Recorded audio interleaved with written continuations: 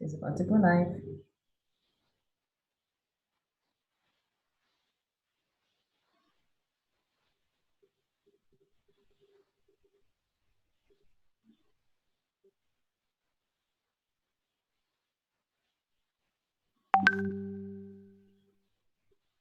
Okay, hi everyone.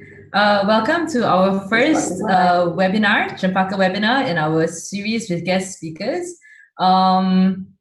It's really good to have you. I can't see who's out there, but I assume loads of you are out there. But anyway, so what we've been deciding to do is that since you're all at home, we wanted to do something a little bit special.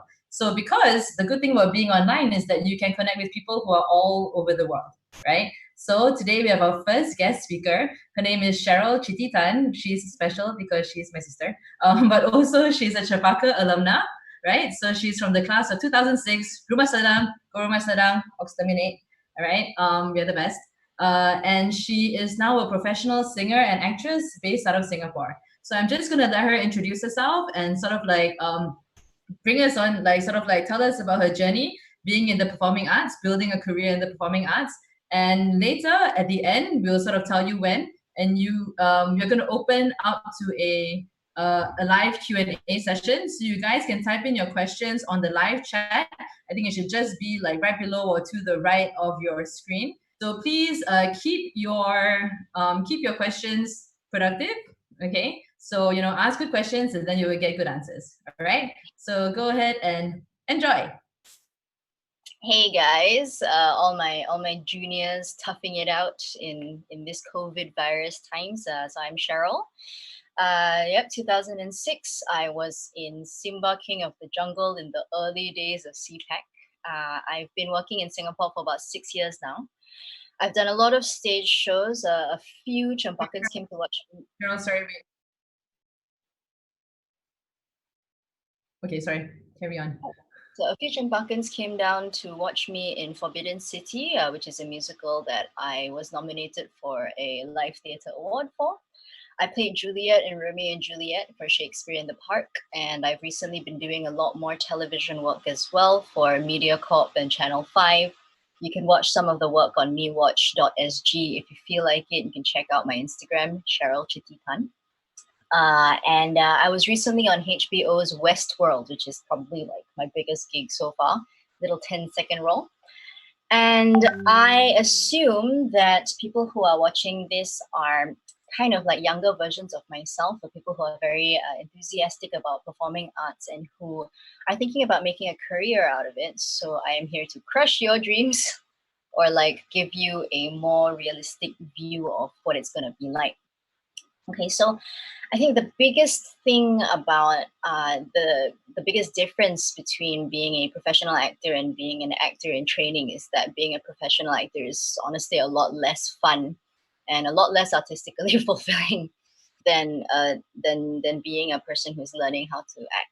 Okay, so you need to know that it's a lot of work, and it's not really about how good you are. It's a lot about things like knowing how to play the game, making sure that you are giving yourself the best chance of success by having a really clear way for people to hire you. Very, very mundane things like having a clean CV or a good headshot, or picking the right monologues for your auditions, or making sure that you are a nice person so that people actually want to work with you.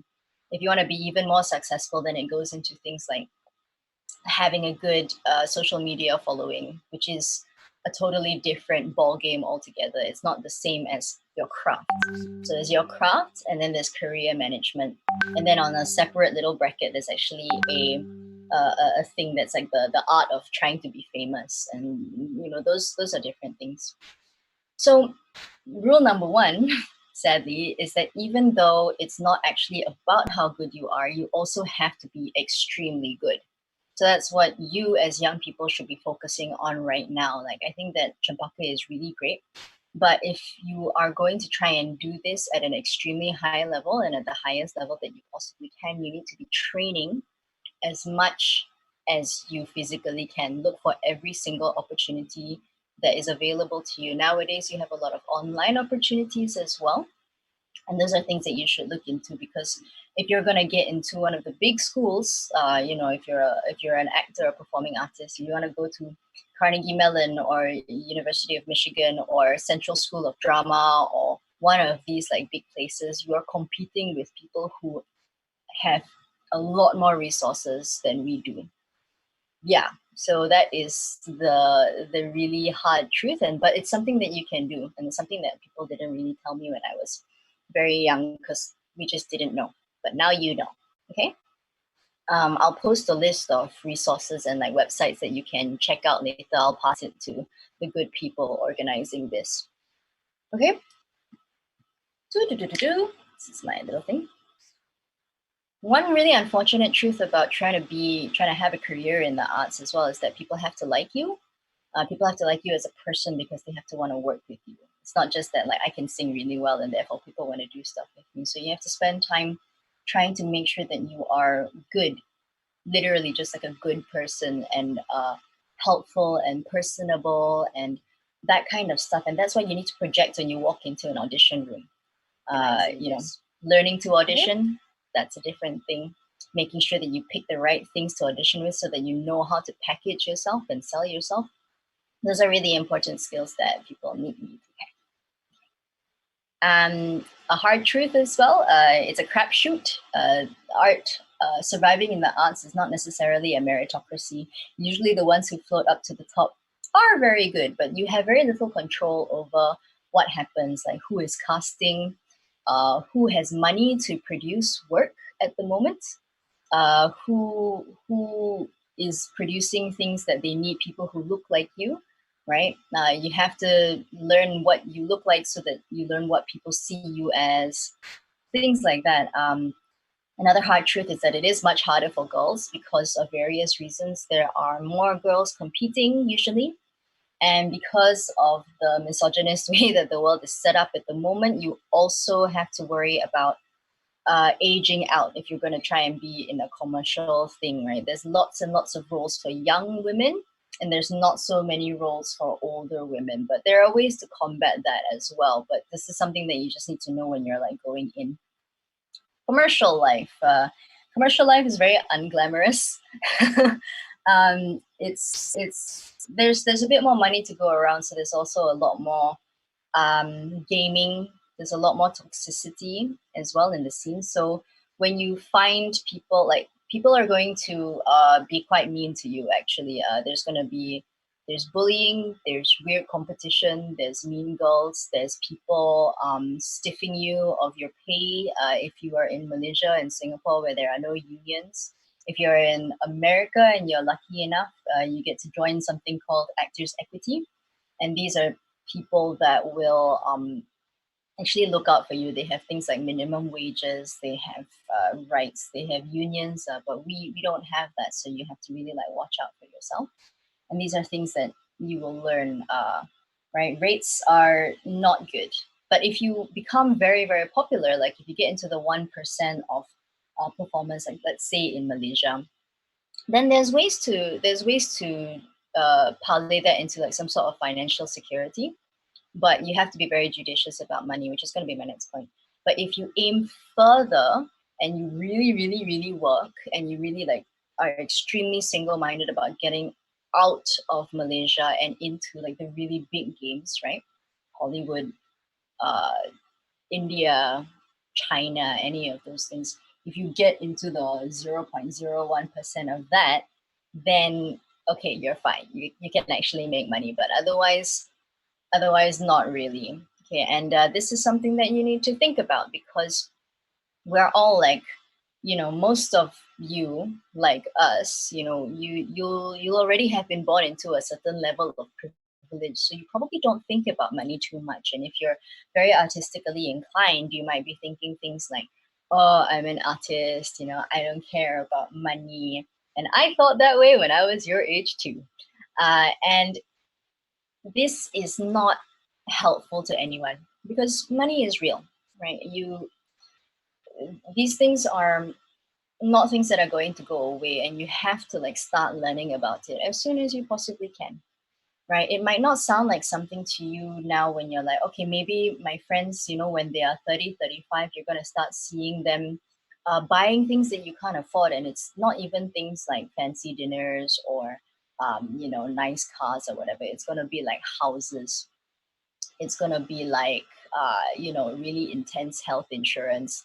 So I really think that you should start learning about that now. Things you can do is like track your expenses, like start thinking about how much money you cost in life. Like how much do your parents pay for the house that you live in, the food that you eat, the bills, you know, whatever insurance they have for you. That's quite interesting, just to give yourself an idea of like how all this stuff works. And I think that you should also start learning about investing because you are very, very young. And if you start investing when you're very young, then you're going to be okay. Because to me, money literally equals freedom, right? And you don't have to think about it in terms of what do I need money for? I don't need fancy handbags. I don't need any of this stuff. Well, you need it when you might get sick or your parents might get sick because that is extremely expensive and extremely real. And if you don't have savings and things shored up, then that burden when you get sick is going to be passed on to your loved ones, and that is very real, right? So art is art, but money is also real. The myth that artists don't care about money is quite harmful. Uh, cool. If there are, oh, another thing that's quite serious for performing artists in like in the professional world is that mental health is quite a serious concern as well. I literally, I think, don't know a single performer who I can confidently say they have really got their mental health together. I know people who are trying very hard and doing really well, but you know, over the years, I've just seen it. Your life is full of rejection. You're gonna get rejected a lot because competition is way, way, way, way, way tougher than it is in Sri Cempaka. And sorry, Cempaka International Schools. And yeah, so this is something you need to start learning about as well because yeah, you're getting rejected all the time. You don't know when your next paycheck is going to come in sometimes. So like right now, like all the freelancers in Singapore and Malaysia are completely freaking out because everything's been cancelled and we're looking at having zero income for the next whole year. Like, can you imagine that? Like you have to pay for rent, you have to pay for food, you have to, you know, you have to have things for emergencies. It's quite an intense time actually. So luckily for me, I have savings, and again, right, I am born into a certain level of privilege, so I have a safety net. Compare this to other people who have mortgages, you know, who have sick parents, things they need to pay off, student loans. It's it's not easy. So take care of your monetary thing and start learning about mental health stuff. Start learning how to meditate and regulate things and cognitive behavioral therapy. That's what I think.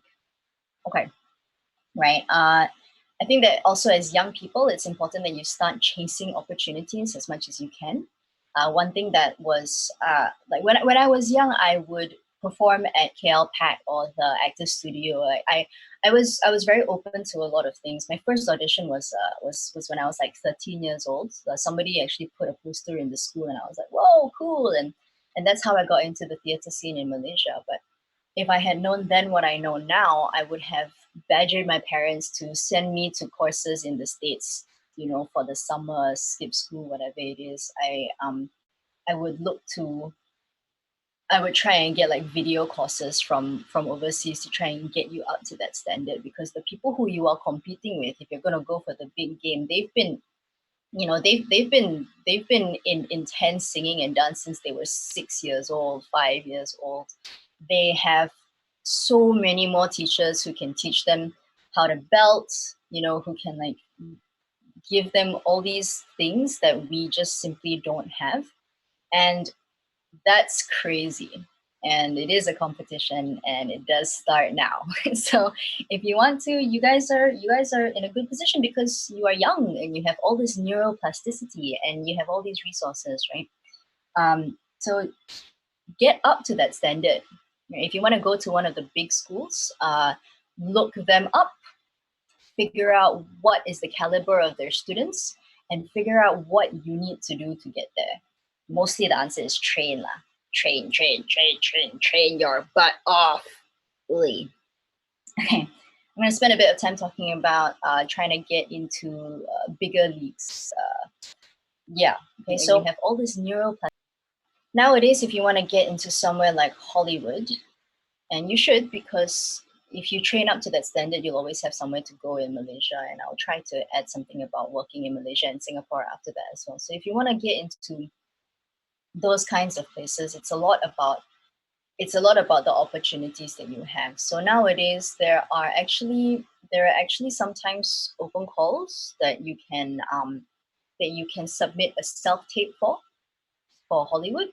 And that's something that you should practice if you want to try and do like those big commercial gigs things. Make a tape of yourself doing a scene every week or something. Like, get comfortable in front of a camera. Start looking for that kind of thing and submitting that. I have a library of video clips you can check out on YouTube that has like different types of things that I can do, and that's so that if anybody Googles me, they can see, oh, this is what Cheryl can do.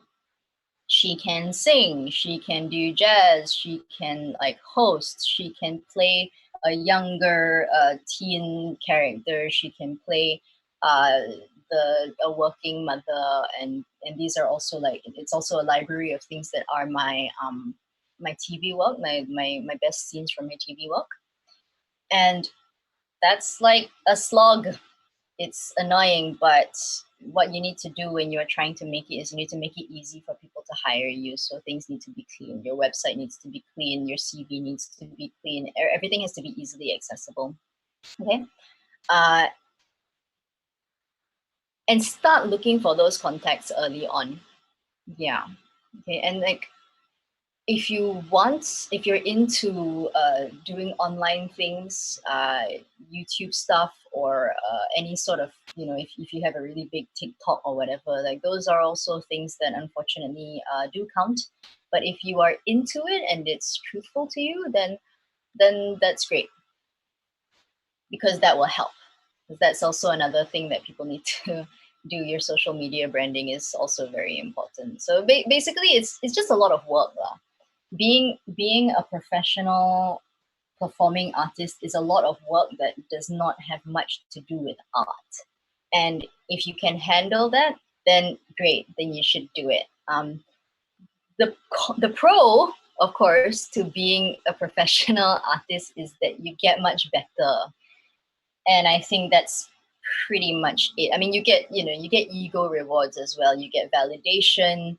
You get like a little bit famous. People talk about you. That all feels good, and you do get to extend your craft by practicing to get better at it. I think that's kind of that. Okay, that's kind of what I have for now.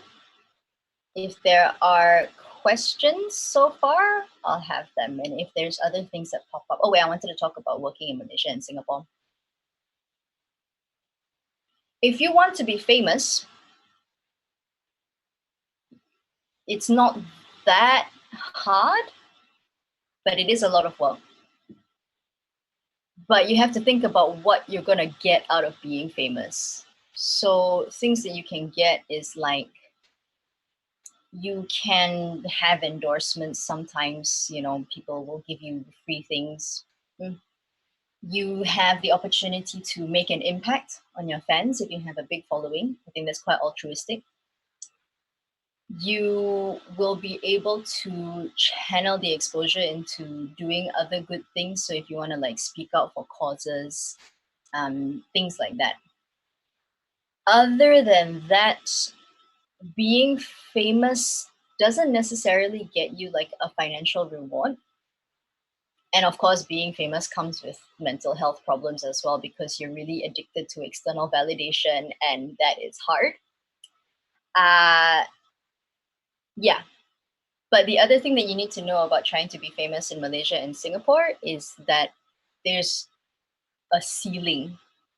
So in Malaysia, if you are Malay or Chinese speaking, then there's somewhere to go. But even at that somewhere to go, you need to know that at the top, people don't really make money also. They make money if they have side businesses that they can change the skills into. So you might have like a school for acting, or you might sell supplements or something. You have some sort of side gig going on, then you can be rich. If you marry money, which a lot of people do because being famous gets them the attention of rich people, then you can also be rich as well. In Singapore, if you are Chinese speaking and you're willing to go through all the nonsense that MediaCorp is going to put you through because it is a nasty working environment, you can get to a level, because it's a small market, you can be a big fish in a small pond. You can get to a level where you get a sponsored Mercedes, and Yu Yan Sang will pay you like $20,000 to hold a picture of, like, take a picture of yourself holding a traditional Chinese medicine something or something like that. So that's possible. But to me, I don't love doing television. I'm okay with it, and I've been very lucky so far. So I've done like maybe 6 or 7 TV projects. I've had very good roles in all of them, and the money is a lot better than theater, but I just don't love it that much. Which brings me to another thing, which is if you are the type of person who wants to just be purely focused on art, then that is completely fine. And there are spaces in Malaysia and Singapore where you can do that, but of course, try and go away first so you can get exposed to different things, and have opportunities with uh, bigger bigger bigger bandwidth to grow. Because there's only, like, whatever it is, 5 or 10 companies in Malaysia anyway doing theater. There's only like 15 or 20 in Singapore. Yeah, so you do want to you do want to kind of go ahead. But if you are going to be really just like all about art, and you want to do quirky things like device theater, or just poetry based anything, then you should definitely do that. But you just need to know that you are going to have to find other ways to supplement your income. Yeah, if you really just want to act, like if you just want to act and you don't want to deal with any of this stuff, then acting on the side is completely fine. It's perfectly valid to do something when you make money, and then only act when you want to act. This is great. I take almost any job that I can, because I just need to do it, and I need to survive, and I need to, well, I want to have lots of money. So I also, like, try to try to like grab whatever opportunity I can. But I do think about trying to do something else so that I'm comfortable and I feel secure, and I can literally just take on projects that I want to. Because another thing that happens when you're acting full time is that you don't get so excited about projects anymore, because you're doing work that is sometimes just not very interesting. And this is a compromise that professional actors everywhere have to make. You know, there's a lot of people like your Patrick Stewarts and your Helen Mirrens and all that, and they'll do theater for very little money, because they're just bored with the screen work that they're doing. That's just boring to them. But of course, over there they probably get paid a lot more to do their nonsense screen work than I do lah. Yeah. Okay. I hope that was lucid enough. I guess I'll try and do a positive note. There are still times, every so often, I think it's about once, maybe twice a year, that I do a project that I feel really, really blessed to be on. Last year, I did a show that was it's called Displaced Persons Welcome Dinner, and it's about humanitarian aid workers, and it's by my favorite Malaysian playwright, Huzir Sulaiman. He's brilliant, which was a big deal because I was a huge fan of him when I was 15 years old, like really big fan of his work.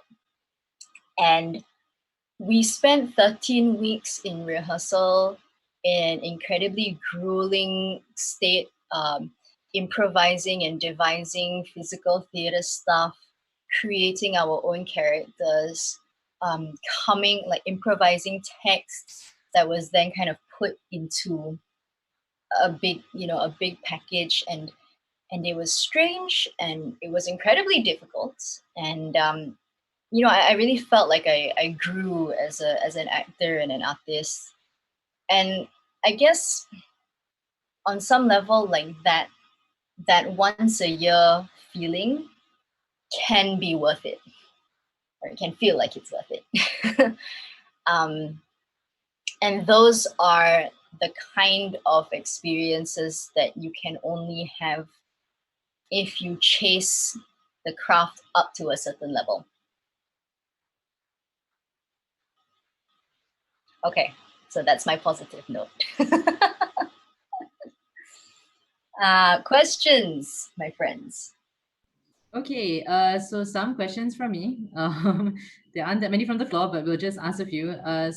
I'm glad you talked about some of your sort of like exciting and artist affirming experiences. I think that's also really key. What other things? So, what characteristics do like performers really need to have? Okay, so at this point in time, most of our students are going to be like 15, 16 or younger or whatever. What do you think are like the characteristics that they really need to build in order to be very successful? Okay, yeah, you need to build resilience. That's the number one thing, because you're gonna get knocked down so much. You have to have a really intense work ethic. Like, you have to, when you are in the room, you must go. That's the only way you're gonna be able to compete. So resilience, hard work, and you also have to have a spark. Like, you have to fill your brain with art all the time, so that you have something interesting to say and something that you want to share with the world. That's probably it. And discipline. I love what you say when you talk about a spark because, and I think this also applies to like university applications. If you're trying to get into the best schools and everything, what like you need something that's going to set you apart, right? Because there's so many kids out there who have really good grades, loads of kids who have had like tons of training, but you just really need that extra little jump. Okay. Mm. Some questions from the floor. Somebody asked, what are some other jobs or passions that are similar? What are some similarities or differences? What are other ways that you can sort of like scratch this performing itch if you don't want to go into performing arts full time? Okay. Well, if you don't want to do it full time, there's always part time places that you can do it. Like, you can do it on the side. There's lots of groups who can do that. Other things that are very performing, it's like therapy. A lot of people go and study like psychology. People become teachers. That's very performative as well. Lawyering, lawyering is also very performative. Public policy, politics, even. Those are all things, I think, that, yeah, politicians are all performers. Sorry, I mean, I'm not encouraging you to be a politician, but those, yeah, or you can like do like creative art stuff that's not within performing. So you can do management, you can try to run a theater. I would love to run a theater at some point. Like, you can produce or direct or create shows. There's so much. Yeah, right. Do things, have fun. Okay, and another question that another student asked, do you think that in order for you to succeed in the arts, you must attend a notable acting school? Does it help? Does it not help? It definitely helps. It will definitely help. I think it's not 100% necessary, because there's actually tons of actors in Hollywood who like can't really act, but they get jobs because they manage to project their personality, and they have all the other things going on. They're easy to hire and all that kind of stuff. So it's not actually 100% necessary, but you must get training. So even if you're not going to like a big school or something, you must constantly be looking for ways to improve what you have already, whatever means necessary. Another question that we have is what are tips that you have to maintain better mental health as a performer? Okay, so cognitive behavioral therapy stuff, understanding things. Some things are like really not in your control. If in making sure that you control the things that you can, which is yourself. So for example, I've gotten rejected from some auditions lately. It sucks. And I did my best, right? So I went in with like full, like I was prepared. I had all my lines down. I had bold choices. I was dressed properly. I was on time. I was polite, and I gave my best effort. So that's all. That's literally all I could do. And after you like kind of get out of the hole, then when you remind yourself of that, then it helps, and it just helps you to keep going. Learning how to sit in your feelings as well. So don't run away from them. There's going to be a lot of temptation to be like, oh, I feel really, really bad right now. I'm going to go watch TV, eat junk food, or something, right? So it's important to learn to just be like, oh, I feel really bad. Okay. All right. What's this like? All right. My neck is very tense right now. Okay. I feel like this like clutching feeling in my stomach, and my thoughts are very like, so you just sort of sit there, take note, breathe, focus on your breath. That is quite good. Like that's key. And it takes practice, so these are other things that you can look up as well. And journaling and being gentle, like just remembering that when something is smushing you down and it's your own head, it will keep happening. So just keep letting it happen and being like, okay, yeah, you're doing good. You're trying, give yourself little pats. Yeah. Okay, thank you. And our next question from Ryan is, what is your opinion on learning from free classes from the internet like YouTube? Do you support it?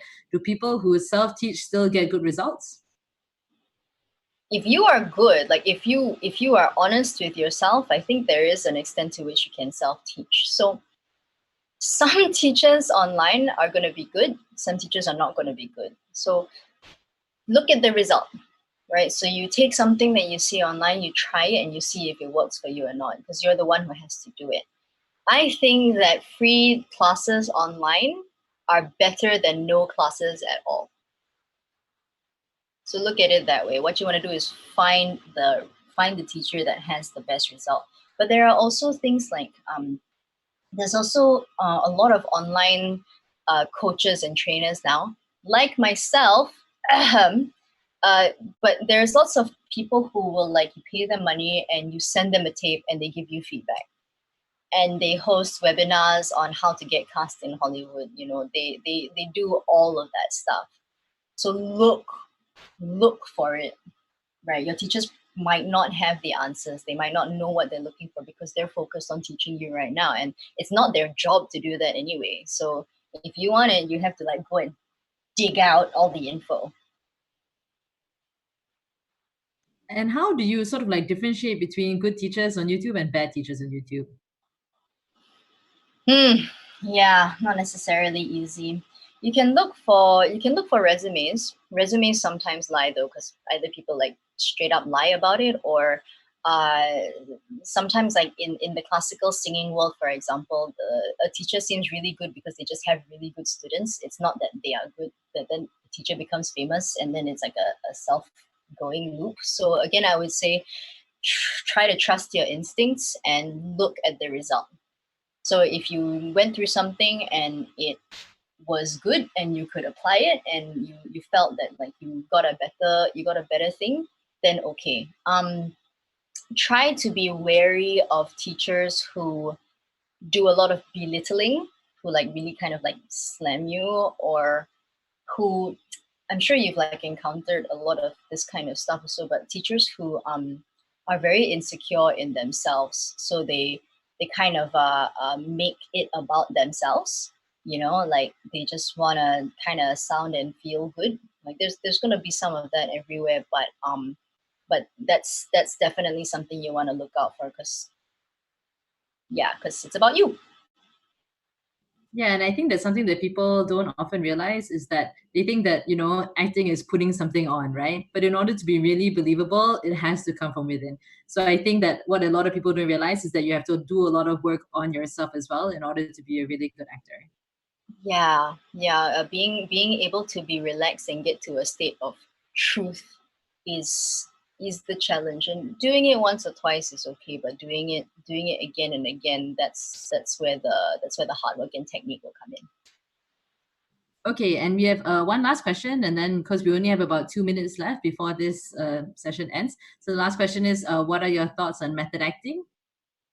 Oh, it's one thing. I don't really go in for, like, being in my character and all that, but it's something that works for some people. Different things work for different people. So look at all the different ways, the different techniques that have been established.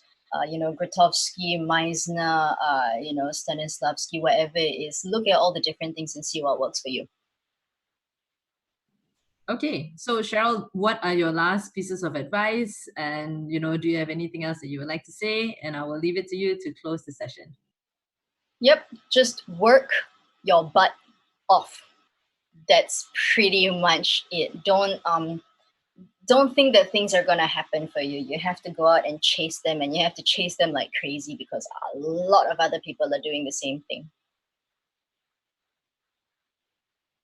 And take lessons from me and follow me on Instagram. How to follow you on Instagram and how to At take lessons Cheryl from you? Chitty Tan. Cheryl Chitty Tan. Okay, it's on the strategy posting. Yeah, it's really lovely to hang out with Cempakans. I love you guys, and I love Cempaka.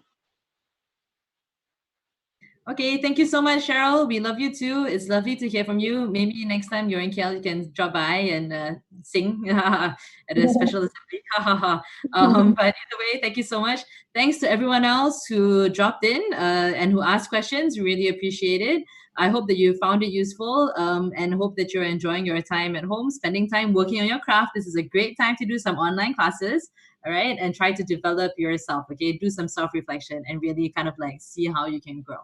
Okay, with that, we're going to sign off. Thank you so much, everyone. We'll see you at the next webinar. Bye. Bye.